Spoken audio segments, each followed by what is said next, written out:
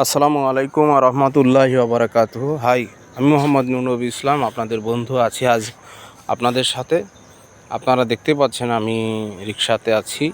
আমার সাথে আছে আমার সিনিয়র ভাই আবু বক্কর। আমরা একসাথে স্টেট ফার্স্ট কুরিয়ারে হেড অফিসে, কর্পোরেট অফিসে জব করি। আমরা এসেছি আজকে ব্রাহ্মণবাড়িয়াতে এসেছি, ঐতিহাসিক ব্রাহ্মণবাড়িয়াতে। এখানে আমাদের হাফ পরিদর্শন বা ভিজিটের জন্য এসেছি।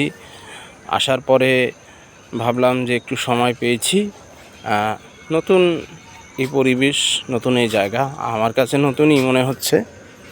আমি আগে কখনো ব্রাহ্মণবাড়িয়াতে আসিনি, তাই আজ ভাবলাম একটু দেখে নেই, ব্রাহ্মণবাড়িয়া শহরটা ঘুরি। তো আবু বক্কর ভাই বলল চলেন যাই।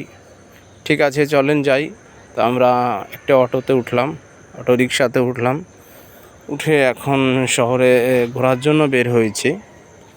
যদিও বৃষ্টি হয়েছে, তারপরে রাস্তাঘাট খুবই কদমুক্ত, কাদা হয়ে আছে, রাস্তাঘাট ভাঙাচোরা। তারপরেও আমাদেরকে যেতে হচ্ছে, যেহেতু বৃষ্টির সময় রাস্তাঘাট একটু খারাপ হতেই পারে।